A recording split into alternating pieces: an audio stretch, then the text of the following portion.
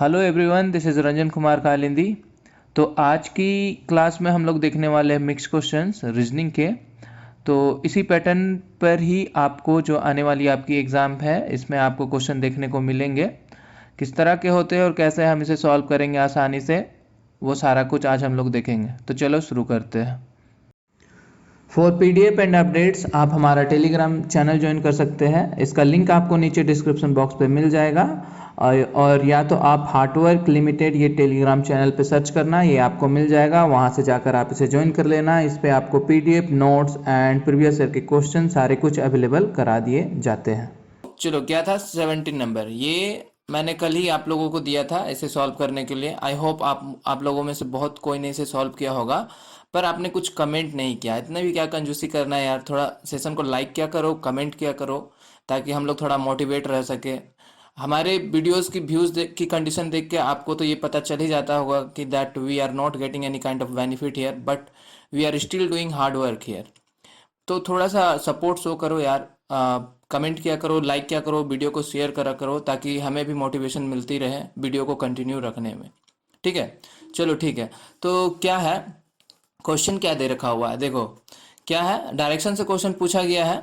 Ravinder was facing one of the directions in the beginning. ठीक है, और क्या बोल रहा है, then he turn 19 degree clockwise, then he again turn 135 degree anti clockwise, after that he again turn 45 degree clockwise. तो directions के जब हमने टॉपिक वाइज डिस्कस किया था तो उस टाइम हमने एक ट्रिक सीखा था। वो क्या ट्रिक था इसमें, कि जब भी इस टाइप के क्वेश्चन पूछा जाए डायरेक्शन में, जब आपको क्लॉकवाइज और एंटी क्लॉकवाइज वाला कॉन्सेप्ट आपको मिले। क्लॉकवाइज यानी कि घड़ी की दिशा में घूमना, और एंटी क्लॉकवाइज उसके अपोजिट एंटी क्लॉकवाइज। तो जब भी क्लॉकवाइज का कंडीशन आए तो क्लॉकवाइज में आपको क्या लेना है, नेगेटिव टर्म लेना है। ठीक है, और एंटी क्लॉकवाइज में आपको क्या लेना है, पॉजिटिव टर्म लेना है। और कुछ नहीं करना, क्वेश्चन को पढ़ने की और कोई जरूरत नहीं है। और एक ये ध्यान रखो, किस डायरेक्शन किस तरह का होता है।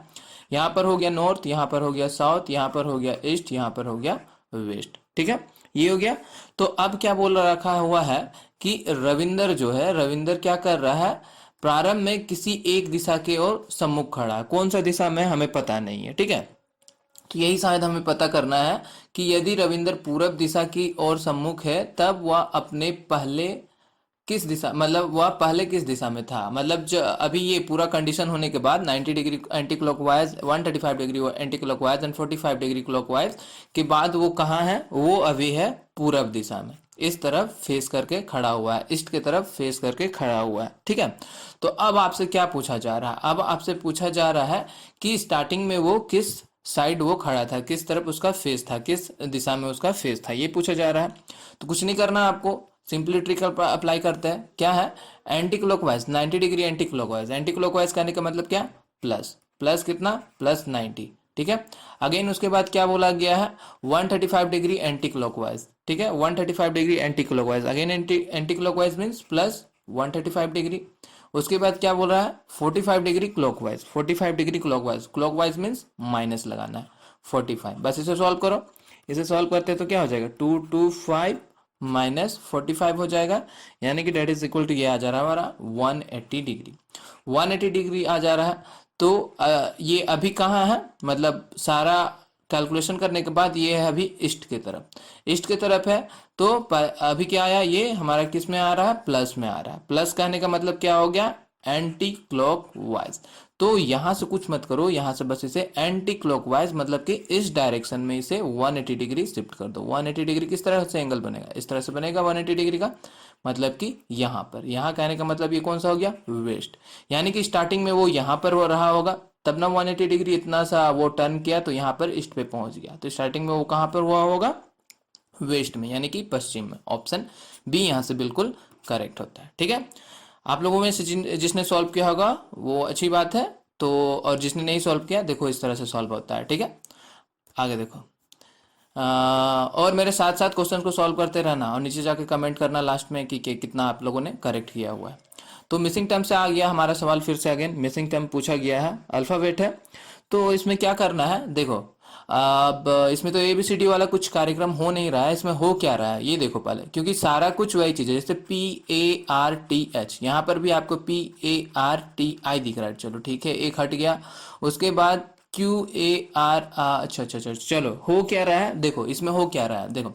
सबसे पहले तो वही करना है, ABCD लिख लो साइड में, ABCDEFGHIJKLMNOPQRSTUVWXY एंड Z। तो सबसे पहला क्या दिया रखा हुआ है, PARTH, ठीक है, सबसे पहला ये दे रखा हुआ। उसके बाद क्या हो रहा है देखो, PART, ये जो जितना टर्म है सिंपल उतार दिया, PART इतना सा उतार दिया। H को क्या किया है, H में +1 किया। H में अगर हम +1 करें तो कहाँ पहुंचेंगे, I के पास। तो यहाँ पर आ गया हमारा I, ठीक है। अब क्या हो रहा है, इसके बाद क्या हो रहा है, यहाँ पर देखो Q आ गया। P को क्या किया, P में +1 किया, P में +1 किया तो क्या हो गया, Q। P में अगर हम +1 करेंगे तो क्या आएगा, Q आएगा। उसके बाद सेम चीज उतार दिया गया है, ये सारा टर्म उतार दिया गया, ARTI। तो एक बार इधर और एक बार इधर करना। अब हम लोग कहाँ पहुंचे, इस साइड फर्स्ट वाला हो गया। अब एंडिंग पार्ट में पहुंचते हैं। एंडिंग में हमें क्या करना है, +1 कर देना है, ठीक है। नहीं, यहाँ पर यही सेम चीज उतर गया है, आई का आई उतार दिया है। इसके बाद सेकेंड टर्म को +1 किया, ठीक है। यहाँ पे फर्स्ट टर्म को किया था, अब सेकेंड टर्म को कर रहा है, सेकेंड टर्म को कर रहा है, बाकी सबको सेम उतार दिया, QAR। तो टी से हम लोग +1 करें तो क्या आएगा, U आएगा, ठीक है। यहाँ तक हो गया। अब क्या करना है, इधर से जब सेकेंड टर्म लिया तो आगे से भी हमें क्या करना पड़ेगा, सेकेंड टर्म लेना पड़ेगा। तो चलो, ये Q का तो Q उतर गया, इसका हमें क्या करना है, +1 कर देना है, राइट। तो इसका अगर हम +1 करें तो क्या आ जाएगा, B आ जाएगा, यहाँ पर RUI आ जाएगा, ठीक है। इसके बाद क्या हो रहा है, इसके बाद क्या करना है, अब यहाँ सेकेंड तक था, सेकेंड तक, अब क्या करना है, थर्ड टर्म को चेंज करना है। तो 1 2 3 इसे चेंज कर देंगे, इसे +1 करेंगे। R को अगर हम +1 करें तो क्या आएगा, S आएगा, बाकी सबको सेम उतार देना है, UB, यहाँ पर Q, सेम चीज हो गया। तो यहीं तक करना था, हाँ ठीक है। तो इसमें से कौन सा टर्म हमें फाइंड करना था, ये हमें पता करना था, ये वाला हमारा मिसिंग टर्म था। तो ये कौन सा ऑप्शन से मैच हो रहा है हमारा, ये हो रहा है हमारा ऑप्शन बी, डी से मैच हो रहा है। यहाँ पे देखो डी से मैच हो रहा है, ठीक है। तो डी से मैच हो रहा है, ऑप्शन डी यहाँ से हो जाएगा हमारा करेक्ट। आगे देखो क्या दे रखा हुआ है, ये आ गया हमारा, ये होता है सीटिंग अरेंजमेंट। ये क्वेश्चन पूछा गया है सीटिंग अरेंजमेंट से, सीटिंग अरेंजमेंट से क्वेश्चन पूछा गया है।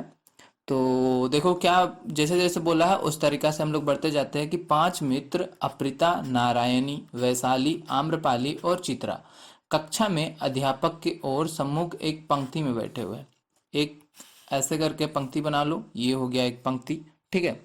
ये पंक्ति है, तो पंक्ति है, और क्या बोल रहा है कि अध्यापक की ओर सम्मुख, यहाँ पर अध्यापक टीचर यहाँ पर होगी, ठीक है, टीचर यहाँ पर होगी, तो सबका फेस इसी डायरेक्शन में, सबका फेस इसी डायरेक्शन में, ठीक है।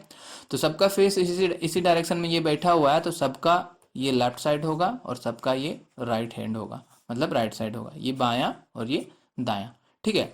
अब क्या बोला जा रहा है कि चित्रा जो है, 5 लोग हैं, मतलब 1 2 3 4 5, टोटल 5 लोग हैं, तो 5 लोग को यहाँ पर रख दो, 1 2 3 4 एंड 5, 5 लोग हैं, ठीक है, 5 लोग हैं। अब क्या बोला जा रहा है कि चित्रा वैशाली के ठीक बाएं स्थान पे, चित्रा जो है वैशाली के ठीक बाएं स्थान पे है। तो बाएं, वैशाली के बाएं, चलो कुछ भी मान लो, कहीं पर भी वैशाली को बैठा दो। सपोज मैंने यहाँ पर वैशाली को बैठा दिया, वैशाली यहाँ पर है, तो वैशाली का लेफ्ट इधर है, राइट इधर है, राइट। तो लेफ्ट मीन्स बाएं हो गया। तो क्या बोल रहा है कि चित्रा जो है वो वैशाली के ठीक बाएं बैठी हुई, ठीक बाएं मतलब कि वैशाली के ठीक लेफ्ट साइड में बैठी हुई है। कौन, चित्रा, चित्रा यहाँ पर बैठी हुई है। अब क्या बोल रहा है, अर्पिता आम्रपाली के ठीक दाएं बैठी हुई है, आम्रपाली के ठीक दाएं बैठी हुई है। कौन, अर्पिता, ठीक है। तो आम्रपाली, चलो मैंने मान लिया कहाँ पर, आम्रपाली यहाँ पर होगा, मान लिया आम्रपाली यहाँ पर हो सकती है, यहाँ पर आम्रपाली, तो इसका ये लेफ्ट हो गया, ये इसका राइट हो गया। अब क्या बोला जा रहा है, आम्रपाली के ठीक दाएं यानी कि राइट साइड में कौन बैठी हुई है, अर्पिता बैठी हुई है, ठीक है, अर्पिता बैठी हुई है। अब क्या बोल रहा है, नारायण किनारे पर नहीं बैठा हुआ, ठीक है, नारायण तो किनारे पर नहीं, यहाँ किनारे पे वैशाली है, यहाँ पर किनारे पे कौन है, आम्रपाली है।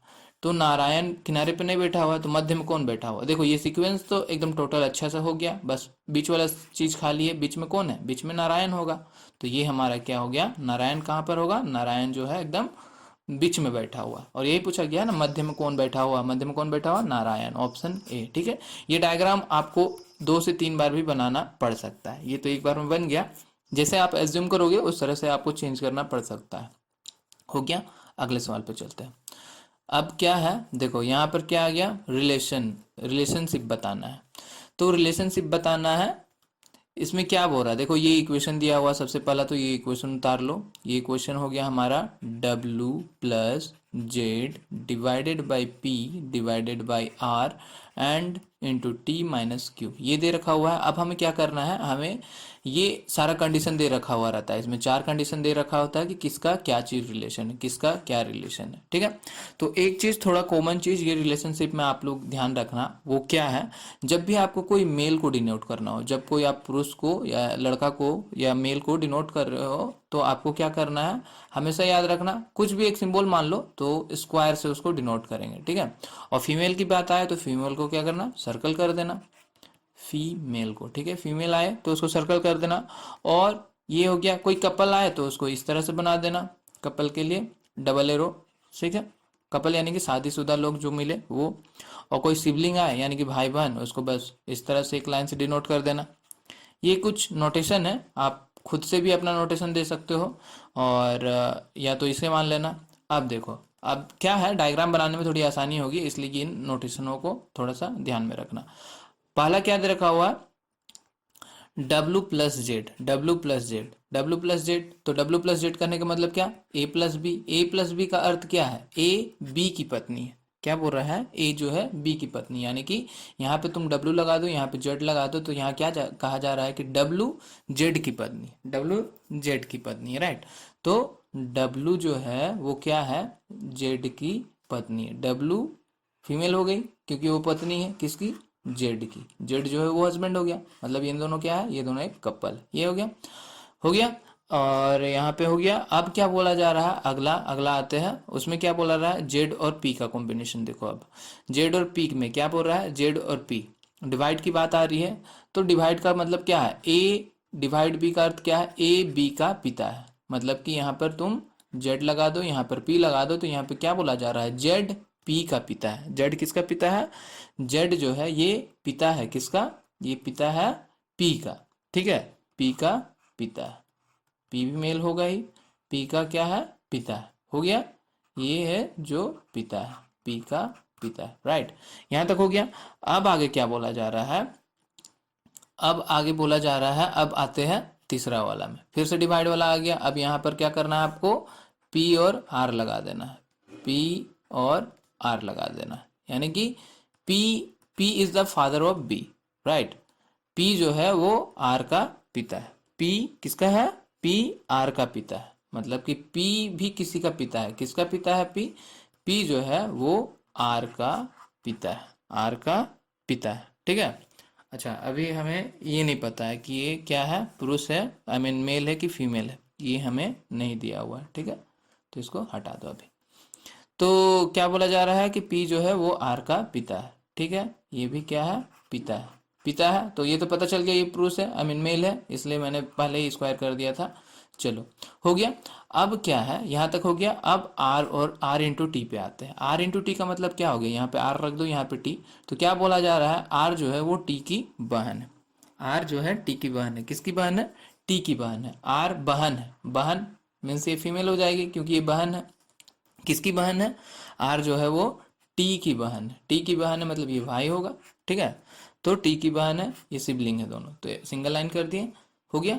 टी जो है, आर जो है वो क्या है, टी की बहन है। यहाँ तक हो गया। अब क्या बोला जा रहा है, और एक बच गया हमारा T minus Q. T minus Q यहाँ पर ला दो ए माइनस क्यू पे, तो इसको लिख सकते हैं टी माइनस क्यू। तो इसमें क्या हो गया, टी जो है वो क्यू का पुत्र है। टी किसका पुत्र है, क्यू का पुत्र है। टी किसका पुत्र है, क्यू का पुत्र है। तो अब ये लोग भाई बहन हैं, तो इसका यहाँ पर क्यू होगा एक।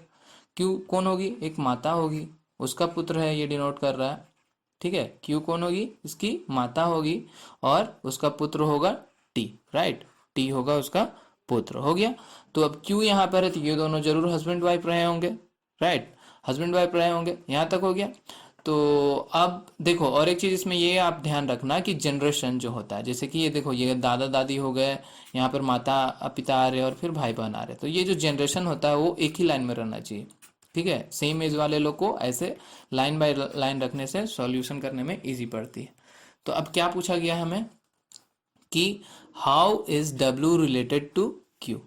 W Q से किस तरह रिलेटेड है, W, ये W जो है Q से किस तरह रिलेटेड है, ये दोनों आपस में कैसे रिलेशन बना रहे हैं। ये कौन है, ये देखो माता पिता, मतलब ये क्या होंगे, इसके पिता है, P के पिता है ये, मतलब ये P की मम्मी भी होगी और ये P की वाइफ है, मतलब Q की ये क्या रही होगी, ये सास रही होगी, सास रही होगी Q की। तो ये चीज पूछा जा रहा है कि W जो है Q से कैसे रिलेटेड है, W कौन है, Q की सास है। ऑप्शन बी यहाँ से बिल्कुल राइट हो जाएगा, मदर इन लॉ। राइट, समझ में आया। अगले सवाल पे चलते हैं। क्या दे रखा हुआ है, the age of Gopal in 1/3 of his grandfather age, the age of his grandfather is 6 years less than his grandfather. If the total of the age of all three person is 133, then what is the age of, अच्छा ठीक है। तो ये पूछा गया है किसके किसके बारे में, सबसे पहले तो एक गोपाल है, उसके बाद दादी है, दादी राइट, ग्रैंड मदर है, ग्रैंड मदर है, और एक ग्रैंड फादर है। ठीक है, ग्रैंड फादर। अब क्या बोला जा रहा है कि गोपाल की आयु उसके दादा की आयु से 1/3 है, और क्या बोला जा रहा है, उसकी दादी की आयु उसके दादा की आयु से 6 वर्ष कम है। ठीक है, तो दादा की आयु से 6 वर्ष कम है, राइट, दादा की आयु से क्या है, 6 वर्ष कम है। दादा की आयु को हम लोग मान लेते हैं कि उसका आयु कितना रहा होगा, एक्स रहा होगा, हमें पता नहीं दादा का आयु कितना है, तो दादा का आयु हमने मान लिया कि दादा का आयु एक्स है। अब दादी के बारे में क्या बोला जा रहा है कि दादा जो है वो क्या है, दादी की आयु दादा की आयु से 6 वर्ष कम है। दादा का जो आयु था उससे 6 माइनस कर दो, 6 वर्ष कम हो जाएगी। और गोपाल के बारे में क्या बोला जा रहा है, गोपाल की आयु उसके दादा की आयु से 1/3, यानी कि जो आयु था उसका दादा का, उसका बाय थर्ड है गोपाल का आयु, ये हो गया। और इसमें क्या बोल कंडीशन दे रखा हुआ है कि Gopal plus grand mother plus grand father को जब जोड़ा जाए तो इन तीनों का एज को ऐड करने पे 113 आना चाहिए। तो गोपाल का एज कितना है, x/3, इसका एज कितना है, x-6, इसका एज कितना है, इसका एज है x इक्वल टू 113। तो हमें क्या करना है, सिंपली x का वैल्यू यहाँ से निकाल लेना है। तो यहाँ पर क्या हो जाएगा, एलसीएम ले लेते हैं, x + 3x माइनस 18 और प्लस 3x, और ये 113 इंटू एक्स 3 हो जाएगा इधर पे। तो यहाँ पे x x एंड x यानी कि 7x minus 18 equal to 339, right. तो 7x इक्वल टू क्या हो जाएगा, 339 plus 18 that is equal to 357। ठीक है, 357, और 7x इक्वल टू हो गया हमारा 357, तो x इक्वल टू कितना हो जाएगा, 357/7 दैट इज इक्वल टू आ जा रहा है 51। तो x का वैल्यू आ गया हमारा 51। x यानी कौन, ग्रैंड फादर। ग्रैंड फादर का एज कितना है, 51। ग्रैंड फादर दादाजी का एज है 51। तो बोला जा रहा है दादी की आयु क्या होगी, तो दादी की आयु क्या होगी, दादी की आयु क्या है, ग्रैंड मदर की आयु क्या है, x-6 है। तो x कितना है, 51 - 6 दैट इज इक्वल टू क्या हो जाएगा, 45। तो दादी का आयु कितना हो गया, 45। Option B is the right answer. समझ में आया। अगले सवाल पे चलते हैं। अगेन आ गया हमारा किससे, एनालॉजी से सवाल आया है। तो इसमें क्या, ये नंबर पता करना है। तो मैंने क्या कहा था, ये नंबर पता करने के लिए क्या करते हैं, इन दोनों में रिलेशन पता करना पड़ता है कि इन दोनों में क्या रिलेशन है, और वही रिलेशन हमें यहाँ पे शो करना पड़ता है। तो इसमें बहुत सारा इसका ये है, मतलब मेथड मान लो या कुछ मान लो, तो अपने से खुद से सोचना पड़ता है कि इसमें क्या हो रहा है एक्चुअली। प्लस करो, माइनस करो, कुछ करो, गुना करो, भाग करो, उसके बाद पता करो। तो यहाँ पर देखा जाए, अगर देखो तो अगर 3 + 7 + 5 करें तो इन्हें ऐड करने पे क्या आ जा रहा है, 15 आ जा रहा है। एक कंडीशन ये हो सकती है कि आप इस 3, 7, 5 को ऐड करो तो 15 आ जा रही। तो यहाँ पर कुछ ऐसा नंबर होगा जिसको ऐड करने के बाद 12 आए, और वो नंबर कौन सा होगा, इन चारों में से एक होगा। चलो चेक करते हैं ऑप्शन ए से। 2 + 6 + 0 करे तो कितना आ जा रहा है, 8, ये तो गलत हो गया। बी में चेक करते हैं, 2 + 6 + 2 = 10, ये भी गलत हो गया। सी चेक करते हैं, 2 + 6 + 6 दैट इज इक्वल टू 12, ये सही है। डी भी देख लेते हैं, डी कितना हो जाएगा, 2 + 6 + 4 दैट इज इक्वल टू 12। ओ यहाँ पे 14 आ रहा है, राइट। हाँ 6 6 12, हाँ यहाँ पे 14 आ रहा है, ये भी गलत होगा और ये 12 आ रहा है, ठीक है। तो ऑप्शन डी यहाँ पर करेक्ट हो रहा है, ऑप्शन डी यहाँ से क्या हो जाएगा, बिल्कुल करेक्ट हो जाएगा। अगले सवाल पर चलते हैं। एनालॉजी अल्फ़ाबेट में, तो हमें इन दोनों का रिलेशन पता करना है, पता करते हैं। PICKLE को क्या लिखा जा रहा है, CIPELK लिखा जा रहा है। कैसे लिखा जा रहा है, तो देखो यहाँ पे सारा लेटर जो क्वेश्चन में है वही यहाँ सॉल्यूशन में भी है। तो क्या किया है, इन तीनों को ध्यान से देखना, इसे इधर ला दिया, इसे इधर ला दिया, इसे कुछ इस तरह कर दिया। अब इन तीनों को ध्यान से देखो, इसे यहाँ किया, इसे यहाँ किया, इसे यहाँ किया, रिलेशन पता चल गया। सेम रिलेशन हमें क्या करना है, CATTLE के साथ भी करना है। तो इन तीनों को सबसे पहले इसको इधर लाओ, इसको इधर लाओ, इसको इधर लाओ, यानी कि TA और C। अगेन यहाँ पर इसे इधर लाओ, इसे इधर लाओ, इसे इधर लाओ, EL एंड T। तो ये कौन सा ऑप्शन से मैच हो रहा है हमारा, ये हमारा हो रहा है मैच किससे, और ऑप्शन बी से, आई थिंक, हाँ ऑप्शन बी से। ऑप्शन बी यहाँ पर क्या हो जाएगा हमारा, बिल्कुल करेक्ट आंसर हो जाएगा। अगले सवाल पे चलते हैं। डाइस से आ गया, चलो जी, डाइस की क्लास तो हमने बहुत अच्छे से की है, तो बता दो फिर अपोजिट में क्या है, 2 के अपोजिट में क्या होगा, कौन सा रूल पे फॉलो करना है हमें, इसे रूल 1 है आई थिंक।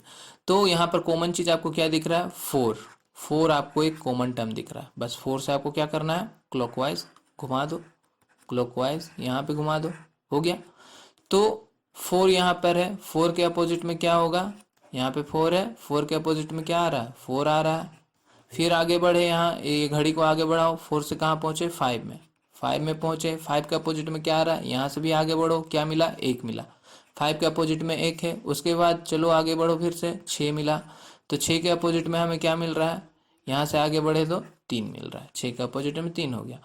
1 3 5 6 4 यूज हो गया, एक क्या बच गया, 2 बच गया, ठीक है। तो 2 के अपोजिट में क्या आ रहा है, 4 आ रहा है, आंसर क्या हो गया, डी, ऑप्शन डी। हमें 2 के अपोजिट में पूछा है, तो 2 के अपोजिट में क्या हो जाएगा, 4 हो जाएगा, ठीक है, समझ में आया, चलो ठीक है, करेक्ट हो गया। अगले सवाल पे चलते हैं। अगला सवाल क्या दे रखा हुआ है, देखो ये मैंने कहा था क्या कि पिक्चर्स रिलेटेड क्वेश्चन पूछे जाते हैं कुछ कुछ, इसमें क्या है, एम्बेडेड है, ये एम्बेडेड वाले क्वेश्चन पूछे गए हैं। मतलब कहने का मतलब ये जो आपको डायग्राम दे रखा हुआ है यहाँ पर, ये जो डायग्राम है ये आपको ऑप्शंस में ढूंढना है अपने तेज आंखों से कि ये चीज़ कहाँ पर बना हुआ है, राइट। तो चलो काम पे लग जाओ, ये कहाँ पर होगा, ये देखो, देखा जाए तो यहाँ पर तो हमें दिख नहीं रहा है ये चीज़, उसके बाद यहाँ पर भी नहीं दिख रहा है, और यहाँ ऑप्शन डी पे देखो, ऑप्शन डी पे थोड़ा अच्छे से देखो, तो ऑप्शन डी पे आपको ये चीज़ नज़र आएगी। ये देखो ये किस तरह से बना है, ऐसे करके बन रहा है, यानी कि ये वाला चीज़ ऐसे आया, फिर ऐसे आया, फिर ऐसे आया, फिर ऐसे आके ऐसे हो गया। देखो ये चीज़ ऑप्शन डी में ही केवल दिख रही, यहाँ पर भी आप देखोगे तो आपको ऐसे ऐसे और ऐसे मिल रहा है, ऐसे हो जा रहा है, ये चीज़ तो बना हुआ नहीं है। यहाँ पर भी आपको अगर यहाँ देखोगे तो ऐसे ऐसे ऐसे आया, फिर ऐसे आया, फिर उसके बाद ऐसे हो गया, जबकि इसे ऐसे होना था। यहाँ पर भी देखोगे तो वही चीज़ आपको दिखेगा, ऐसे ऐसे और ऐसे है, लेकिन ये ऊपर का पार्ट नहीं है यहाँ पर, इसलिए ऑप्शन डी बिल्कुल करेक्ट आंसर है। इसी तरह आपको ढूंढना है। अगला सवाल पे चलते हैं, क्या दे रखा हुआ है, यहाँ पे देखो MIXER, कोडिंग डिकोडिंग है। MIXER को किस तरह लिखा जा रहा है, इसे लिखा जा रहा है, इसका कोड दे रखा हुआ 7, इसे बोला जा रहा है 5, इसे बोला जा रहा है 2, इसे बोला जा रहा है 6, इसे लिखा जा रहा है 1। अगला क्या दे रखा हुआ है, PROOP, तो यहाँ पर इसे क्या है, ये हो गया 9, ये हो गया 1, ये हो गया 8, ये भी 8, ये भी 4। तो जब हमने कोडिंग डिकोडिंग की क्लास की थी उस टाइम भी मैंने कहा था, जब 2 केस दे रखा हुआ हो और इन केस जो यहाँ पर अल्फ़ाबेट दे रखा हुआ है ये अल्फ़ाबेट से मिलता जुलता आपको निकालने को बोला जाए, यानी कि PREFIX, ये सारे टर्म क्वेश्चन में पहले से हो तो उसके करस्पॉन्डिंग जो कोड है वही आपका आंसर। जैसे कि P देखो यहाँ पर है, तो P आपको यहाँ पर मिलेगा, P के करस्पॉन्डिंग क्या है, 9 है, तो इसका कोड क्या हो जाएगा, 9। R आपको यहाँ पर मिल रहा है, R यहाँ पर है, यहाँ पर है, दोनों का कोड क्या है, 1 ही है, तो यहाँ पे 1 हो जाएगा। E की बात करें, E ढूंढ लो, E आपको यहाँ पर मिलेगा, E का क्या है, 6 है। F पे आपको 4 मिल रहा है, यहाँ पे 4 लगा दो। I का क्या है, I कहाँ पर है, I यहाँ पर है, I का 5 हो गया। X की बात करें तो X कहाँ पर है, X यहाँ पर है, इसका 2 हो गया। यही हमारा क्या हो जाएगा आंसर। ये कौन सा ऑप्शन से मैच कर रहा है, ऑप्शन बी आई थिंक ना, ऑप्शन बी हमारा क्या हो जाएगा, बिल्कुल करेक्ट हो जाएगा। अगले सवाल पे चलते हैं। तो देखो यहाँ पर क्या है, मंथ और जनवरी। तो जब हम लोगों ने इस तरह के सवाल सॉल्व किए थे तब मैंने कहा था थोड़ा आपको जीके या फिर थोड़ा कॉमन सेंस वाली थोड़ी नॉलेज रखनी पड़ेगी। तो इन दोनों के बीच में संबंध क्या है वो देख लो, दोनों के बीच में संबंध क्या दिखा रहा है, मंथ को जनवरी, मतलब मंथ में जनवरी होता है ये चीज़ कहा जा रहा है, माह में जनवरी आती है ये चीज़ समझ, ये इस तरह से कुछ बोला जा रहा है। तो हमें इस तरह का ऑप्शन ढूंढना पड़ेगा जो इसी तरह से कुछ रिलेशन हो। अब सैलरी और एम्प्लॉयमेंट यानी कि वेतन और रोजगार, ये तो कुछ उस तरह का है नहीं, वो कुछ खास रिलेशन बता नहीं रहा है इसके जैसा। मिठास, शक्कर, शक्कर में मिठास होती है और भी चीज़ में तो मिठास, हाँ मतलब ये भी नहीं बता रही है, ये भी उस तरह से नहीं। लेकिन ये जो है राशि चक्र एंड मेष राशि, मेष राशि आप लोगों ने सुना होगा, मेष राशि जो है वो राशि में आती है। तो ये ऑप्शन सी जो है इससे थोड़ा मिलता जुलता लग रहा है, इसलिए ऑप्शन सी यहाँ से क्या हो जाएगा, करेक्ट हो जाएगा। आपको बस ये रिलेशन पता करके ये रिलेशन से मिलता जुलता ऑप्शन चूज करना होता है। अगले सवाल पे चलते हैं। यहाँ पे क्या बोला जा रहा है, arrangement of the following words in a logical and meaningful order. आपको इस तरह से 5 केस दे रखा हुआ होगा, 5 5 6 कुछ भी 4 3 इस तरह से कुछ वर्ड दिए हुए रहेंगे। आपको क्या करना रहता है कि इसे कुछ अर्थफुल में, अर्थ इसका कुछ अर्थ निकले उस तरह से आपको सजाना होता है। जनरली इसमें या तो आप बढ़ते क्रम में सजाओ या घटते क्रम में सजाओ, जो ऑप्शन आप पे मैच हो जाए वो आपका आंसर हो जाएगा, ठीक है। तो आप बढ़ते क्रम भी ले सकते हो, घटते क्रम भी ले सकते हो। तो चलो सबसे पहले क्या करते हैं हम, अब बॉडी के पार्ट्स है ऊपर से नीचे आते हैं। तो यहाँ पर आइज है, शोल्डर है, नीज है, लीफ है, लंग्स है, ठीक है। तो सबसे ऊपर क्या होता है, आइज ही होता है, 1 आएगा सबसे पहले। उसके बाद आई के बाद क्या आएगा, आई के बाद होठ मिलेगा आपको, 4 हो गया। उसके नीचे आपको क्या मिलेगा, होठ से नीचे आओ तो आपको कंधा भी मिलेगा, ठीक है। उसके बाद कंधे से नीचे आओ, कंधे से नीचे आओ तो क्या मिल सकता है, घुटना तो बाद में आएगा, फेफड़े आएगा, पहले फेफड़ा आएगा, लंग्स आएंगे, उसके बाद क्या होगा, लास्ट में आपको घुटना मिलेगा। तो ये कर्म थोड़ा ठीक है, ऊपर से जब नीचे आओ बॉडी के पार्ट्स में ऊपर से नीचे, तो ये जो अरेंजमेंट है ये बिल्कुल सही लग रहा है। अगर ये ऑप्शन में है तो यही आपका क्या हो जाएगा, आंसर आ जाएगा। ऑप्शन सी में ये है तो ये हमारा आंसर आ जा रहा है, ऑप्शन सी जो है बिल्कुल करेक्ट हो जाएगा। तो यहाँ पर चलो थोड़ी सी बात करते हैं, थोड़ी जीके टाइप से, बायोलॉजी की क्वेश्चन है। तो यहाँ पे क्या है, इन दोनों के बीच में रिलेशन क्या है, फीमर, फीमर फीमर जो है थाई का, फीमर जांग की क्या होती है, फीमर जो है वो जांग की जो हड्डी होती है, एक प्रकार की जांग की जो हड्डी होती है उसको उसे हम कहते हैं फीमर। जांग की हड्डी को फीमर कहते हैं, ये हड्डी का नाम है, हड्डी का नाम है फीमर, जांग की हड्डी। उसी तरह ह्यूमेरस, ह्यूमेरस भी एक तरह की क्या है, हड्डी है। वो किस कहाँ की होती है, बॉडी पार्ट्स में ह्यूमेरस, बायो में आपने पढ़ा होगा। ये हमारी होती है अपर आर्म में, ऊपरी बाहों में, ऊपरी बाह का अपर आर्म का जो हड्डी होता है उसे हम कहते हैं ह्यूमेरस, ठीक है। ये अपर आर्म की। तो थोड़ी सी आपको जीके की नॉलेज भी होनी चाहिए, साइंस की नॉलेज, जनरल साइंस। तो हाँ हो गया, अगले सवाल पे चलते हैं। अगला सवाल पे आए, अगला सवाल देखो क्या है, मिसिंग टर्म फाइंड करना है, ठीक है। मिसिंग टर्म हमें फाइंड करना है, ये मिसिंग टर्म फाइंड करना है। तो बहुत ही सिंपल है, चलो फाइंड करते हैं। 55, 58, 64 यहाँ पे हमें पता नहीं, और यहाँ पर है 100, ठीक है।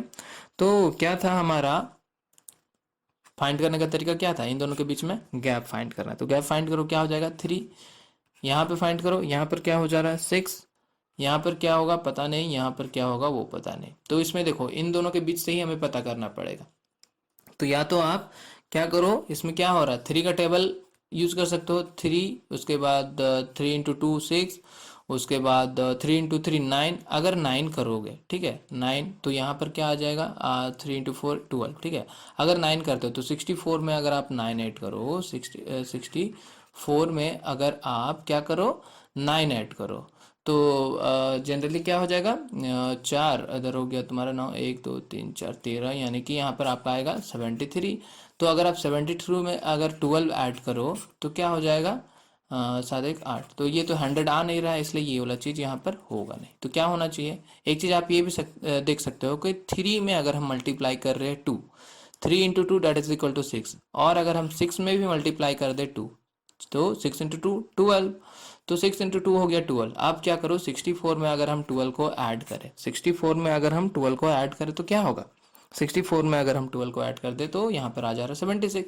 तो अगर हम यहाँ पे 76 रख दे तो यहाँ पर 12 इंटू 2 करना पड़ेगा, तो 12 इंटू 2 करें तो कितना हो जाएगा, यहाँ पर आ जा रहा है हमारा 24।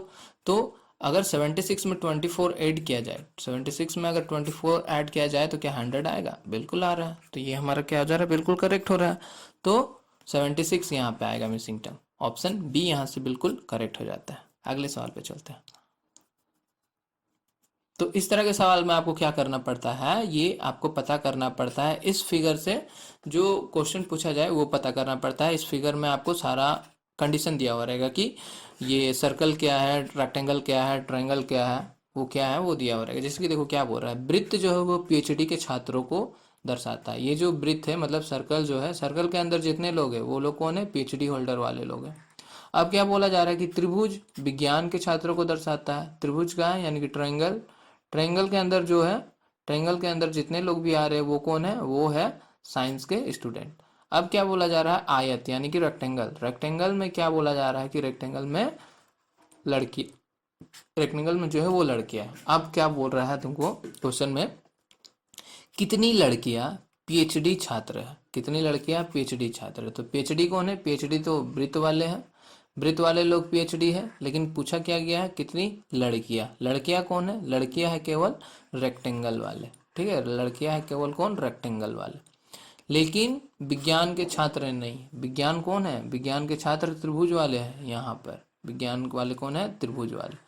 तो देखा जाए तो कौन है वो, लड़कियां लड़कियां लड़कियां की बात की जाए तो वो तो रेक्टेंगल के अंदर आना चाहिए। और रेक्टेंगल के अंदर आपको 8 मिल रहा है, 14 मिल रहा है और 11 मिल रहा है, मतलब कि वृत्त के अंदर रेक्टेंगल वाले लोग हैं लड़कियां, यानी कि लड़कियां कौन हो गए, 11 और 8 और 40। लेकिन 40 क्या है, विज्ञान के छात्र है, तो 40 को नहीं लेना है। तो बच गया कौन, 8 और 11।